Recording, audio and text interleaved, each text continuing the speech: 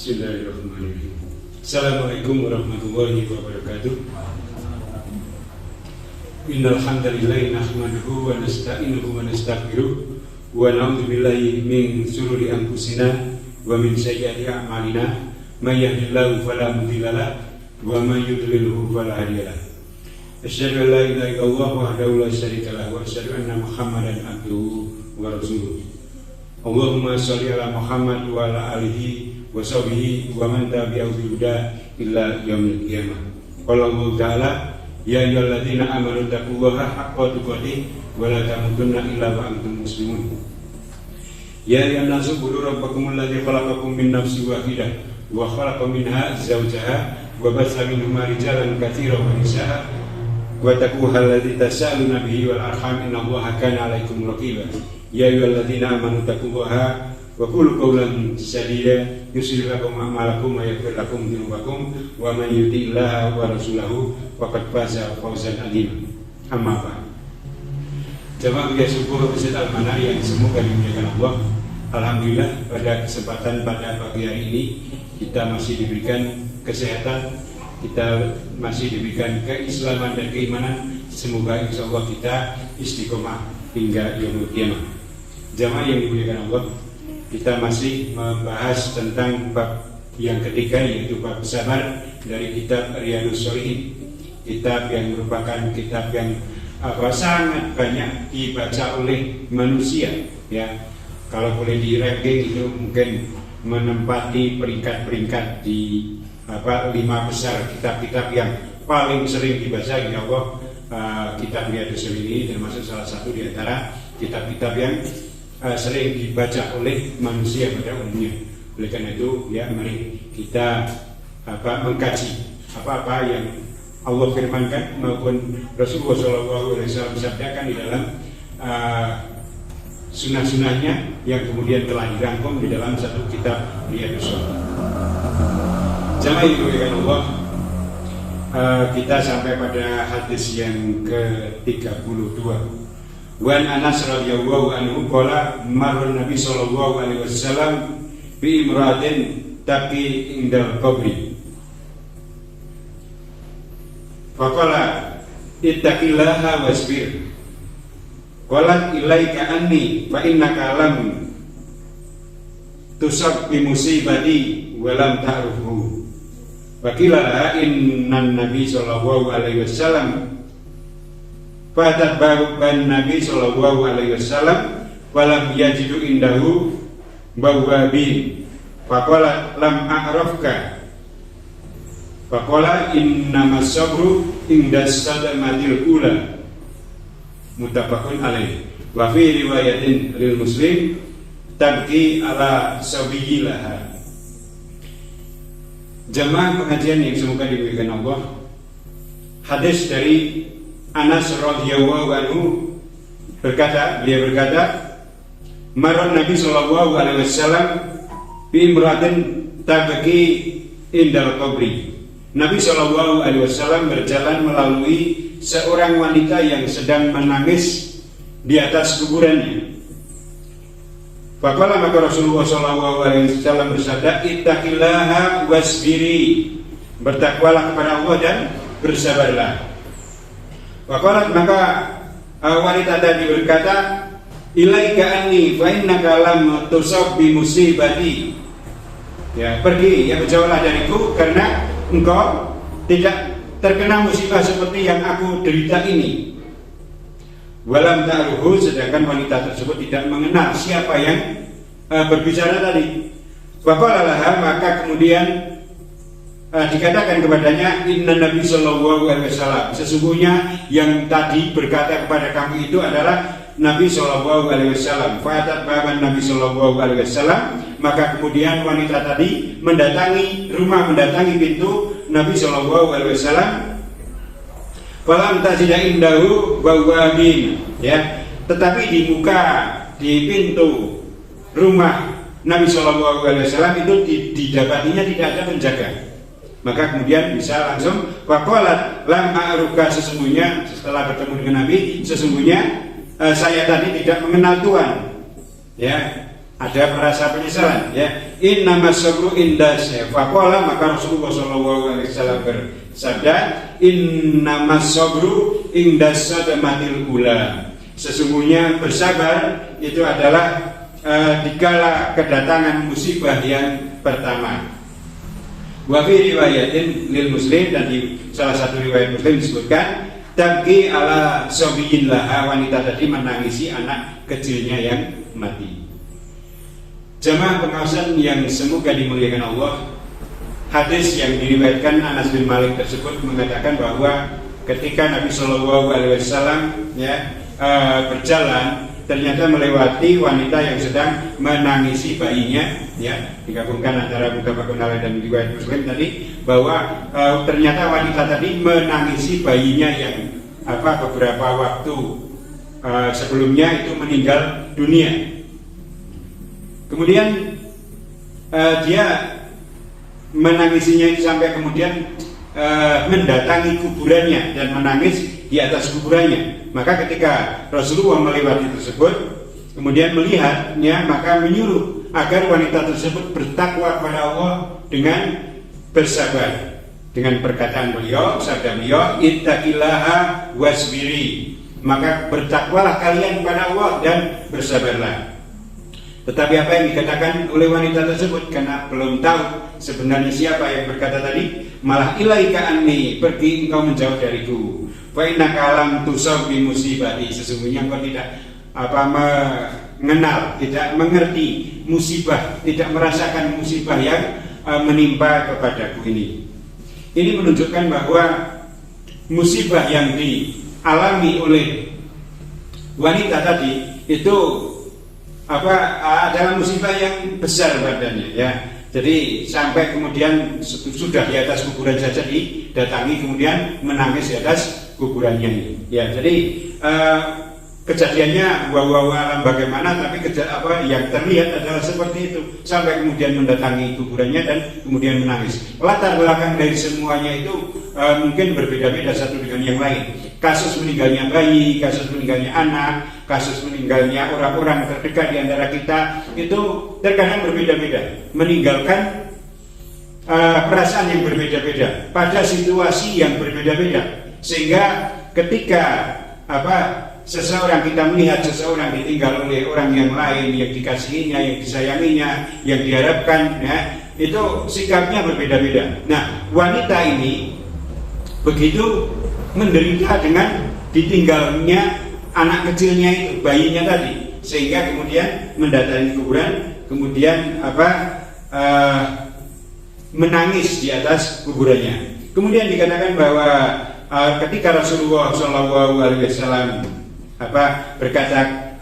mengatakan bertakwalah kamu pada Allah dan bersabarlah, maka kemudian justru yang terjadi adalah beliau saking menahan rasa yang dideritanya. Kamu nggak tahu, bahasa kita ayo omongkan sabar yang isuai, ya, menyuruh bertakwa mudah saja, tapi kamu tidak tahu apa yang aku rasakan, ya. Kemudian dia tidak tahu siapa sebenarnya yang berkata seperti itu kepadanya. Nah, kemudian setelah Rasulullah SAW berlalu pergi, kemudian ada orang yang memberitahu bahwa sesungguhnya tadi yang berkata tadi adalah Rasulullah SAW. Ya, fa'atat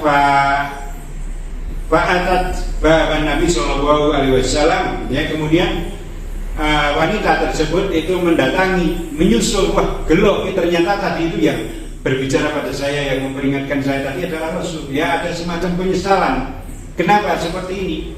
Nah, kemudian beliau, wanita tadi menyusul Rasulullah SAW sampai kemudian mendatangi rumahnya dan berada di depan pintunya. Falam yajid indahu bawabina, ya, tetapi tidak menjumpai ada penjaga. Ya, jadi Rasulullah itu rumahnya tidak besar, ya, hanya cukup untuk tidur bersama dengan istrinya dan sedikit ruangan begitu, bukan ruangannya, tempat yang tidak digunakan untuk tidur, ya. Kemudian tidak begitu besar. Artinya ketika orang berkata di depan pintu itu sudah mendengar, dan ternyata apalagi tidak ada penjaganya, maka kemudian segera bisa menjumpai Rasulullah Shallallahu Alaihi Wasallam. Maka kemudian ketika tidak didapati ada penjaga, kemudian sudah bertemu dengan Rasulullah Shallallahu Alaihi Wasallam, maka wanita tadi berkata, lam a'rifka, sesungguhnya tadi aku itu tidak mengenal bahwa apa yang berkata kepada tadi adalah engkau. Ya, ada semacam penyesalan. Kenapa kok kemudian saya justru menyuruh engkau menjauh dari itu? Ya, padahal ya seharusnya ada penghormatan ya antara umat kepada Nabi Shallallahu Alaihi Wasallam, justru malah mengusir Nabi Shallallahu Alaihi Wasallam. Ya, ada semacam penyesalan. Kemudian Rasulullah Shallallahu Alaihi Wasallam pun kemudian memberikan nasihat lagi, ya, bahwa sesungguhnya innamas sabru inda sadmatil ula, sesungguhnya yang dikatakan sebagai sabar yang sesungguhnya itu adalah sabar kali pertama didapatkan musibah. Ya, jadi sabar kali pertama didapatkan musibah, bukan kemudian setelahnya. Ya, artinya bagaimana? Artinya bahwa sabar yang mendapatkan kemuliaan, sikap terpuji di hadapan Allah Subhanahu Wa Taala itu adalah sabar di saat pertama kali ditimpa musibah. Jadi jemaah yang dimuliakan Allah Subhanahu Wa Taala, kita bisa mengambil manfaat dari hadis Rasulullah Shallallahu Alaihi Wasallam dari Anas radhiyallahu anhu ini, ketika ada satu peristiwa kemudian direkam, dikatakan oleh Anas dan kita mendengarnya, kita mengetahui ceritanya, ya, kita bisa mengambil beberapa manfaat. Di antaranya bahwa yang pertama adalah Rasulullah Shallallahu Alaihi Wasallam itu adalah seseorang yang berakhlaknya sangat baik, dan beliau senantiasa mengajak pada sesuatu yang diridhoi Allah, mengajak kepada kebenaran, kebajikan, ya. Oleh karena itu ketika beliau melihat ada satu kejadian pemandangan di mana seseorang, ya, kok bersikap terhadap musibah yang diderita itu sampai kemudian meratapi, menangis di atas kuburannya, maka Rasulullah memperingatkan dengan kalimat yang bagus, ya. Ittaqillaha wasbiri, ya, bertakwalah kalian kepada Allah dan bersabarlah. Jadi menyuruh untuk bertakwa dan untuk bersabar. Ketika Rasulullah Shallallahu Alaihi Wasallam memperingatkan seperti itu, justru kalimat yang pertama muncul dari wanita tadi ternyata malah menyuruh pergilah dari sini karena engkau tidak menerima, tidak mendapati musibah seperti yang sedang aku alami ini. Ya, ternyata bagaimana Rasulullah SAW memperingatkan, kemudian justru diusir. Rasulullah kemudian tidak menunjukkan sikap yang marah. Ya, sebagai seorang Rasul memberikan contoh teladan yang sangat baik. Ya, mestinya ya ada kekuasaan. Yang pertama sebagai laki-laki yang memperingatkan ibu-ibu yang ini secara fisik kuat, lebih kuat laki-laki tadi. Kemudian yang kedua secara kedudukan di dalam agama, beliau adalah Rasulullah, ya, dan wanita tadi adalah umatnya. Yang kemudian harus ada ketundukan. Dan tapi Rasulullah tidak memaksakan kehendaknya, nggak boleh menangis di atas kuburan kemudian tarik begitu, suruh pulang saja begitu, tidak, ya. Tetapi ada tahapan-tahapan tertentu yang harus dilakukan terhadap orang-orang yang masih awam di dalam agama. Bisa jadi karena ucapan wanita tadi ketika aku tidak mengenal engkau, itu artinya kan beliau wanita tadi sudah mendengar kajian-kajian, mendengar tentang Islam, ya, bahkan mungkin sudah jadi seorang muslimah, ya. Tetapi belum tahu secara menyeluruh tentang bagaimana berislam itu terhadap musibah dan sebagainya, sehingga Rasulullah kemudian ada toleransi, ada belas kasih, ada semacam pemakluman. Durung pati paham ya pokok, kemudian tidak ada pemaksaan dari Rasulullah SAW terhadap wanita tadi. Sing sabar, ojo. Nah, terusnya dewi, kalau kita terapkan pada diri kita memperingatkan seperti itu, kok malah dipaitu priye, ya? piye wong kandhani kok ora ngandel kok malah nyeneni. Sering kan seperti itu dalam berbagai macam kasus kita ya. Kita memperingatkan harus kandhani api-api kok malah itu, malah ngusir-ngusir barang. Begitu kalau mungkin kita, tetapi Rasulullah menunjukkan sikap yang sangat bijak, sangat ramah, sangat arif, sehingga membiarkan saja. Oh, karena memang sedang menderita. Bagaimana ada toleransi terhadap orang yang sedang galau, ya, orang yang sedang sedih, orang jadi paksa sedihnya dihilangi, ya, wes tinggalkan begitu. Iya, ada proses tahapan-tahapan tertentu. Orang yang sedang sedih itu ya tidak harus kemudian segera sadar terhadap peringatan-peringatan yang diberikan padanya. Beberapa kali kita mungkin menjumpai berbagai peristiwa, ya, entah terhadap keluarga kita atau orang lain, ya, kita mengatakan sabar, dia orang rasake, ya, bahasa kita kan seperti itu, dia orang rasake apa sih nggak rasake gitu kan, ya. Jadi semua ketika diusir oleh wanita tadi, ya, pergi kali menjauh dariku, ya, maka Rasulullah ya tidak kemudian menimpali lagi.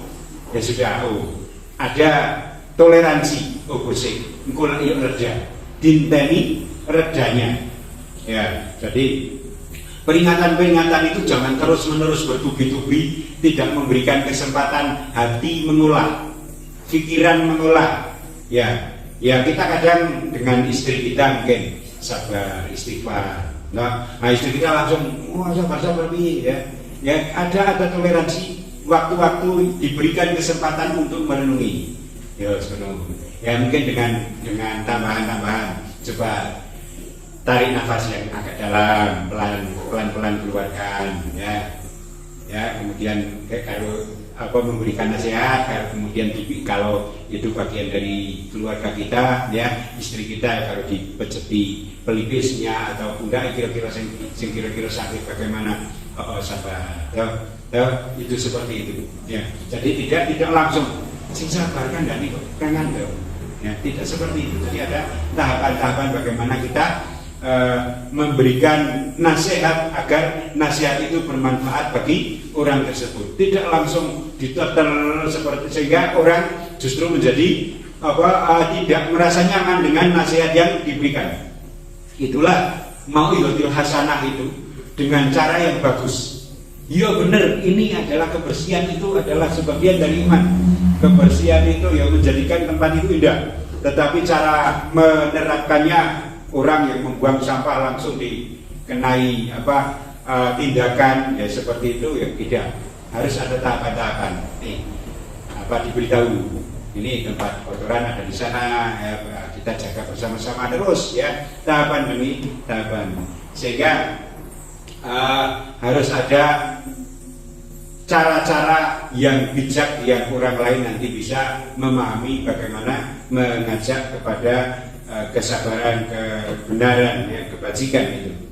Kemudian ternyata wanita tersebut itu datang ke kuburan dan menangis. Apakah kemudian ini berarti ziarah kubur itu diperbolehkan? Tidak.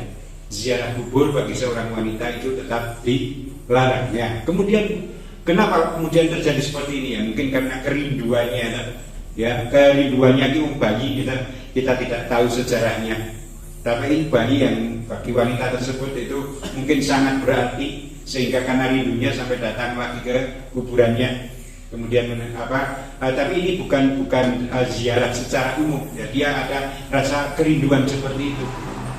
Nah, apa boleh ya tidak diperkenankan, ya, apalagi sampai menangis, sehingga dikatakan oleh Rasulullah untuk bertakwa dan bersabar, ya. Jadi wanita tersebut ziarah. Kalau malah ingin melakukan sesuatu yang bermanfaat bagi orang yang sudah meninggal, bagaimana?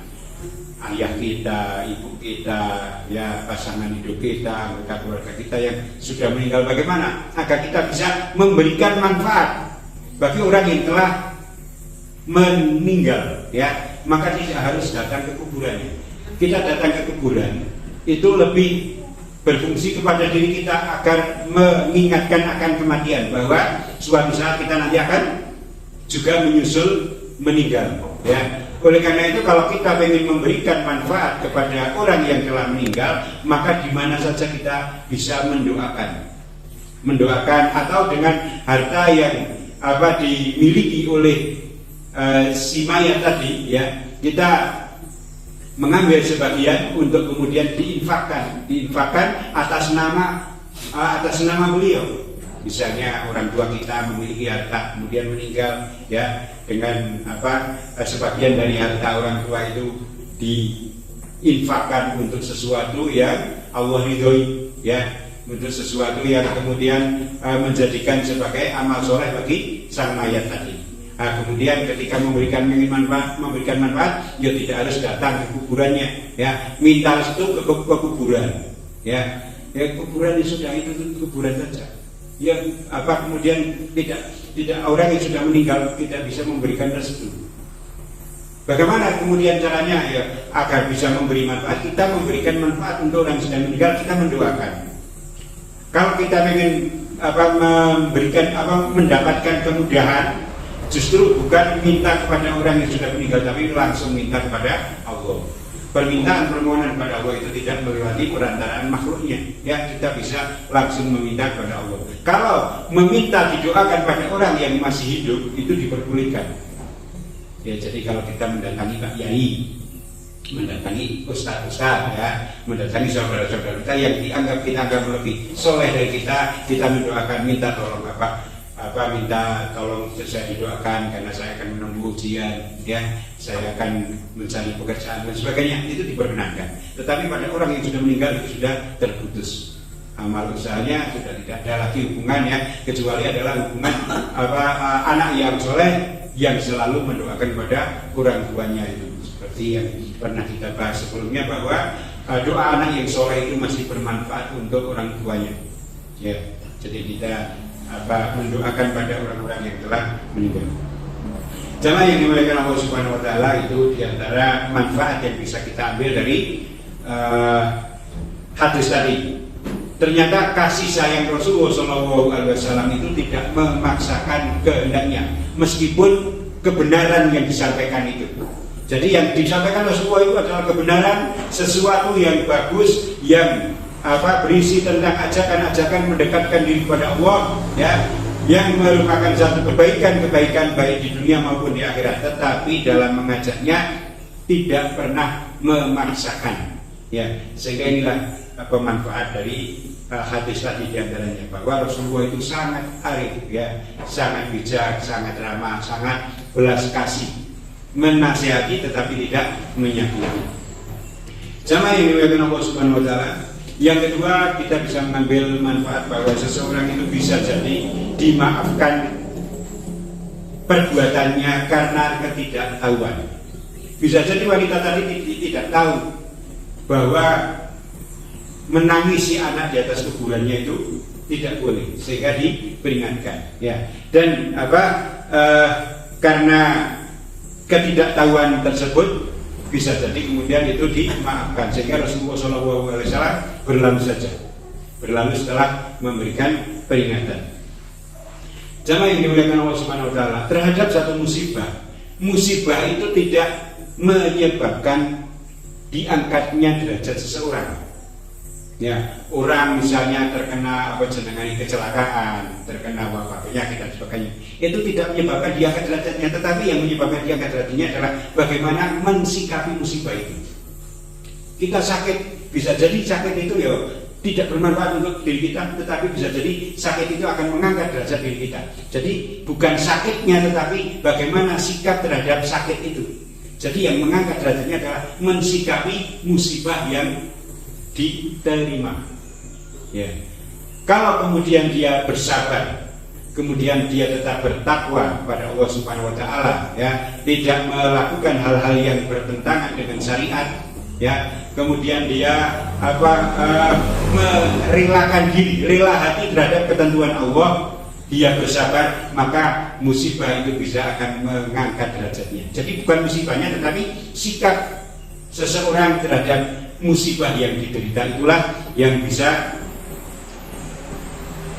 mengangkat derajatnya, atau kemudian sebaliknya, ya, menjadikan musibah tadi tidak bermanfaat sama sekali. Jadi bukan musibahnya yang mengangkat derajatnya, tetapi sikap terhadap musibah tersebut. Kemudian ketika wanita tadi mendatangi rumah Rasulullah SAW, dikatakan tidak menjumpai penjaga, itu ada satu manfaat yang bisa diambil. Apabila seseorang itu punya hubungan dengan orang lain, yang hubungan itu bisa jadi satu saat harus komunikatif, ya, maka tidak sepantasnya memiliki sekat dalam artian batasan-batasan yang kemudian itu akan menghalangi tersampainya satu maksud. Wah, wong mengharap waduh itu angel teman, ya, dadak liwat sana liwat sini pemeriksaan sana pemeriksaan sini, ya. Rasulullah SAW dalam kisah ini, ketika orang tersebut pengen kemudian minta maaf, ya, kepada Rasulullah, ternyata tidak menjumpai penjaga di rumahnya, dan kemudian langsung bisa menyampaikan unek-uneknya tadi, permohonan maaf tadi. Artinya orang, ya, tidak harus membatasi diri bahwa kalau mau menjumpai saya itu harus melewati tahapan-tahapan seperti ini, kecuali karena kepentingan-kepentingan tertentu yang itu memberikan manfaat lebih besar daripada madorotnya. Misalnya karena faktor keamanan, ya, faktor keamanan seorang kepala negara, ya, seorang kepala negara terhadap orang yang tidak tahu, maka harus ada tahapan-tahapan. Kalau ini dari seorang muslim ke muslim yang lain, yang kemudian tidak ada keraguan terhadap keamanannya, tidak ada sekat, dipermudah untuk menjumpai, menyampaikan hasratnya. Jamaah yang dimuliakan Allah, banyak manfaat dari hadis yang pendek ini. Kita bisa mengambil manfaat. Ternyata memang ketika orang ingin menyampaikan sesuatu kepada atasannya, ya, kemudian ada batasan-batasan yang harus dilalui dan itu mempersulit, akhirnya keinginan menyampaikan bisa jadi menjadi terhalang. Oleh karena itu sekat-sekat yang tidak perlu lebih baik untuk dihilangkan. Kemudian manfaat yang lain misalnya bahwa kesabaran yang dipuji, yang mendapatkan keutamaan, seperti yang Rasulullah SAW adalah kesabaran kali pertama mendapatkan musibah, bukan kemudian setelahnya. Kalau setelahnya mungkin karena sudah ada hiburan, ya, tetapi pertama kali, ya, gampangannya kita berjalan, kemudian tiba-tiba kaki kita menendang batu.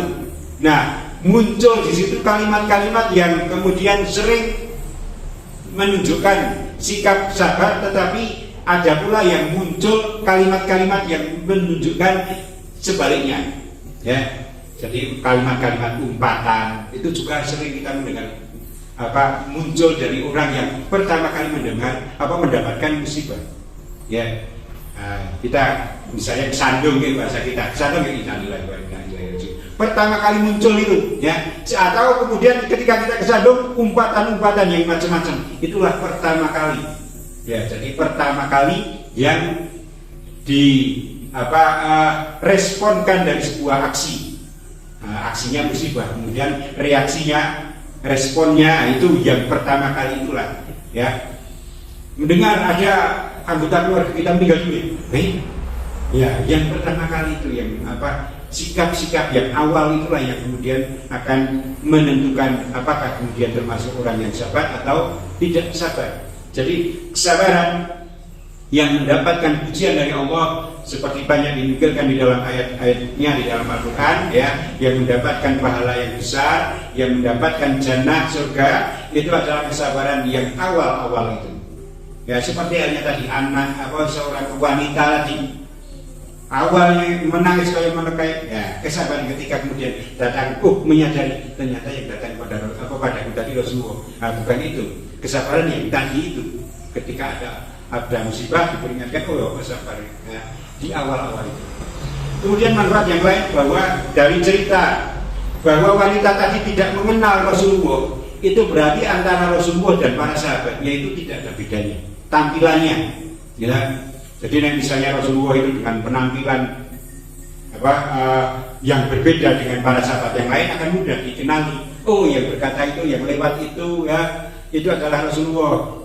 Tetapi wanita tadi mungkin belum pernah menjumpai, sehingga antara satu orang dengan satu orang yang lain, sahabat mana Rasul itu tidak tahu, sehingga aku tidak mengetahui ya siapa Tuhan itu.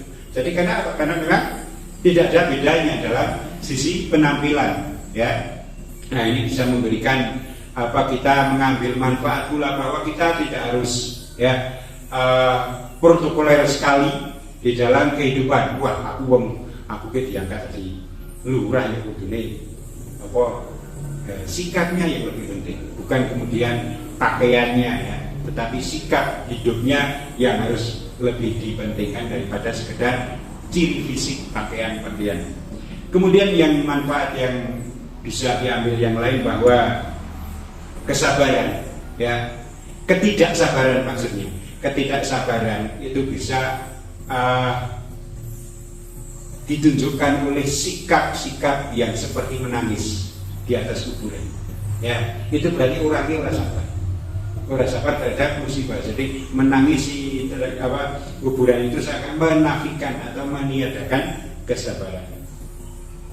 Kita mungkin ingat pada hadis yang 2 hadis sebelumnya ya, pada angkat hadis ke-29 itu ya, ketika cucu Rasulullah SAW mau meninggal dunia ya, yaitu pada putrinya Rasulullah SAW juga bersabda, innallaha ma'akhadha walahu ma'atau wa kulla syai'in indahu bi ajalin musamma fal tasbir wal tahtasi. Ya, sesungguhnya bagi Allah apa yang diambil dan baginya pula apa yang dia berikan, bahwa segala sesuatu di sisi Allah itu ada waktu yang tertentu, ya, waktu yang telah ditentukan.